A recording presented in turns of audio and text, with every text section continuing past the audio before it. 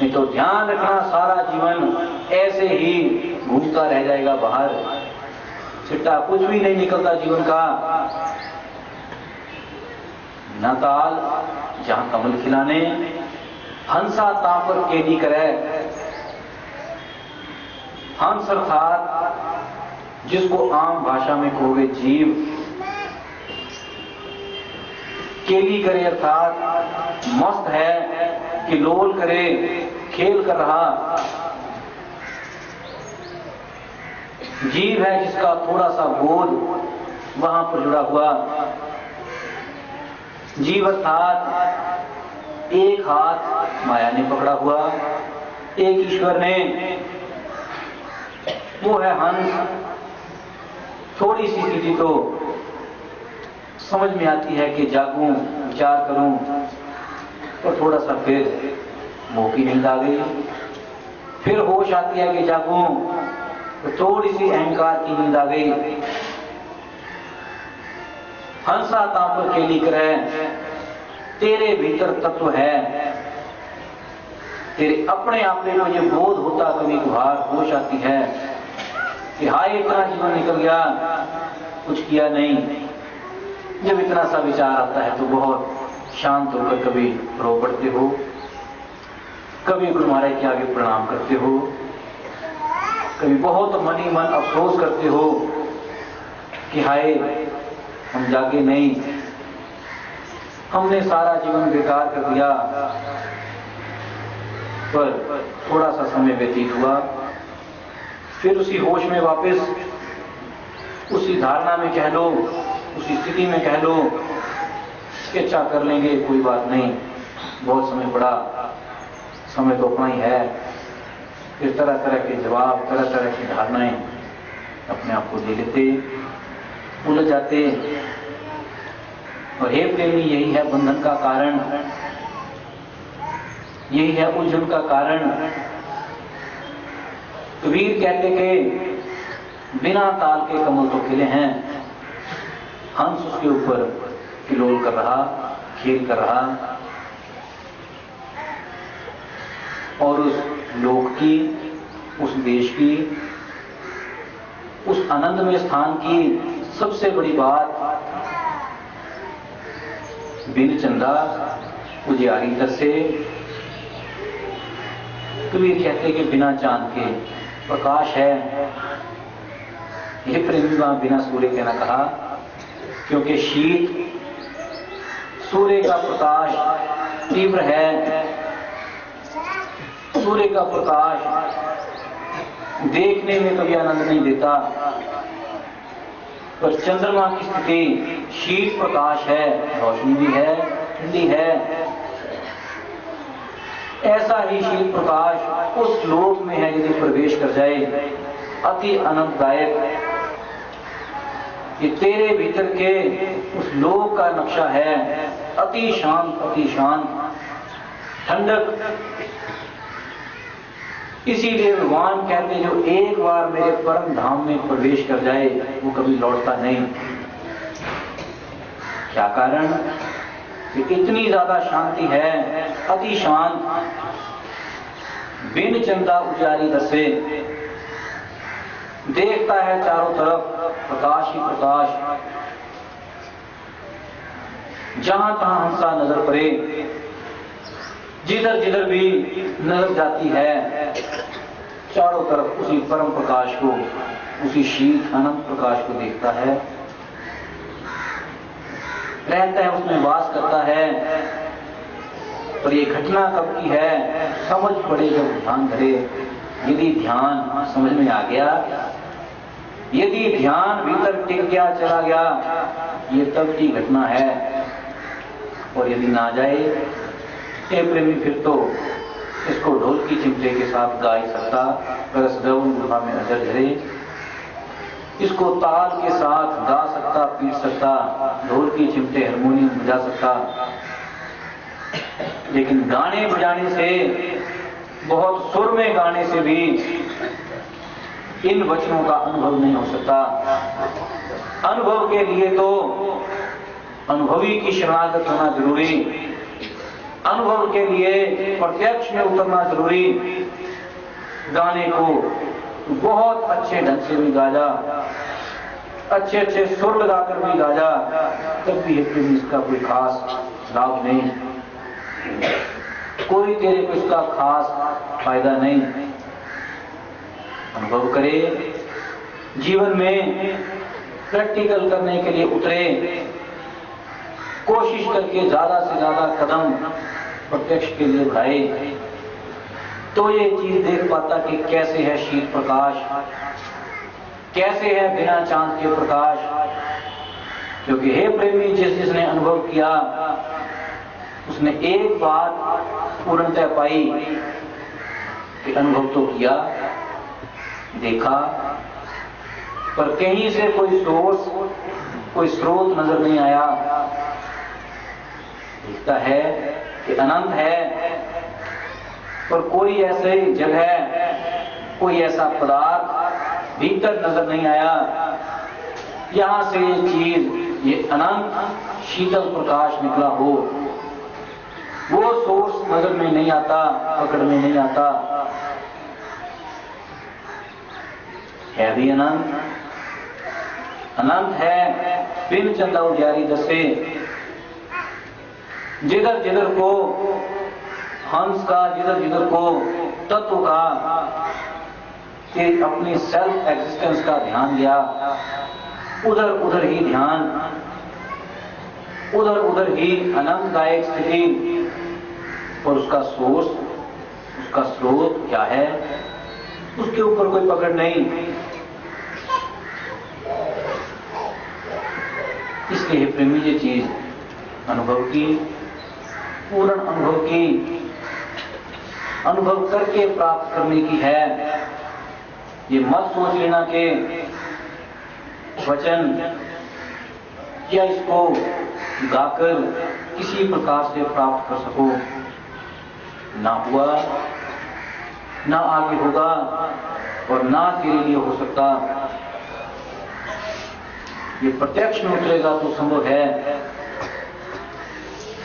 आगे कोई कहते 10वें द्वारे ताली लागी। ताली शब्द बहुत ही मधुर, मीठा सा शब्द है। ताली लगने का अर्थ वैसे सही शब्द है ताड़ी।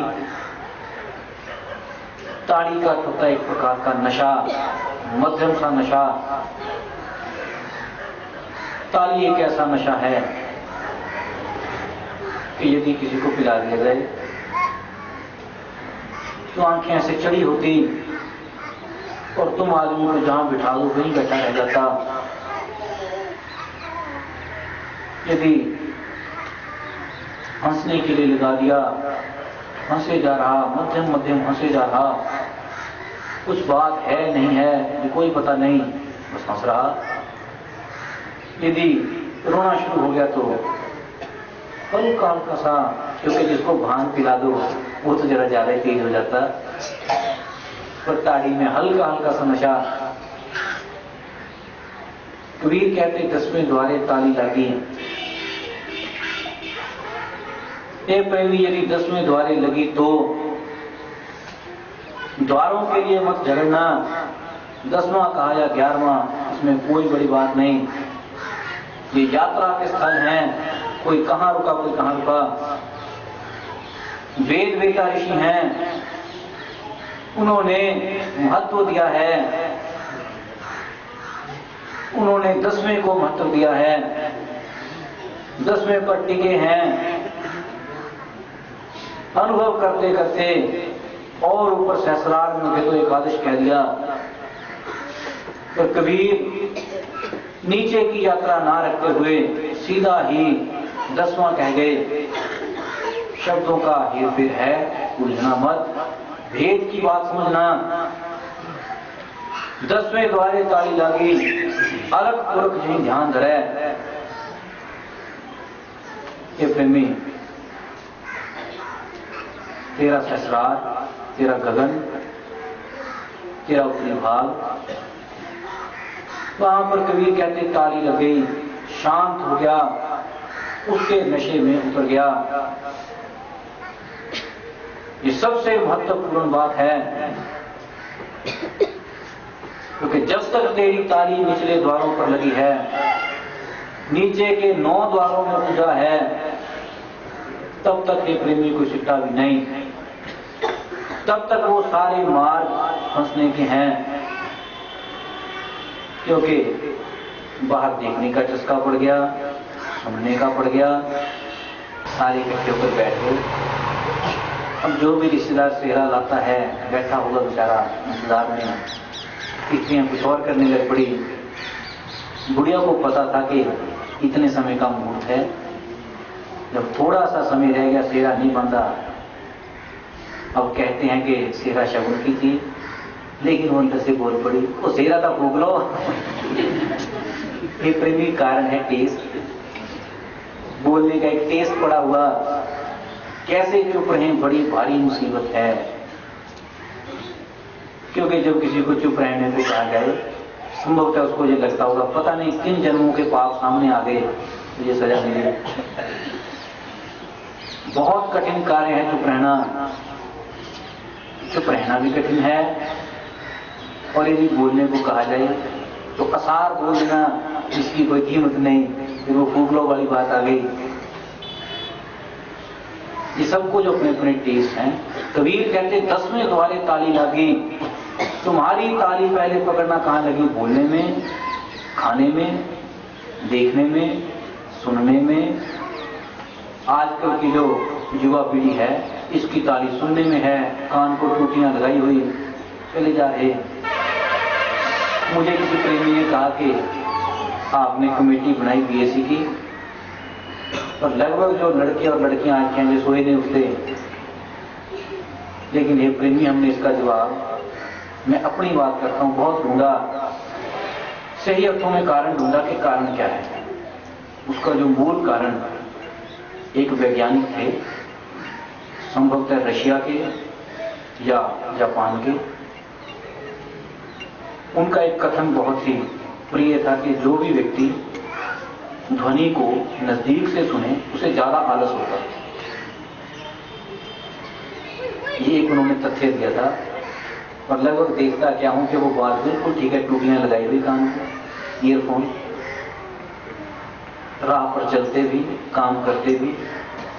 किसी ने टूटियां लगाई हुई, किसी ने बड़े बड़े ढक्कन चढ़ाए हुए लगे हैं। और फिर जब अब चाहिए है, एक फैक्ट है कि तुम जितना गौर से, जितना नजदीक से सुनते हो, उतना ज्यादा आलस आता है। खैर, इसकी डिस्क्रिप्शन बहुत लंबी है कि क्या क्या अंदर रिएक्शन होती है जब आदमी म्यूजिक सुने। लेकिन बात ठीक है, सोते हो तुम्हें कोई होश नहीं, कहां पड़े हैं बाजू किधर, अंगे किधर, होश कहीं। अति आलसी जीवन। फिर यदि को भजन करना, ये प्रेमी भजन करे कौन? क्योंकि भगवान गीता में कहते हैं 6 चीजें समझाइए। नींद ना ज्यादा ना कम, भोजन ना ज्यादा ना कम, और मेहनत ना ज्यादा ना कम। समतल, इक्विवेलेंट, तीनों चीजें बराबर हों तो व्यक्ति भजन करने के लायक है।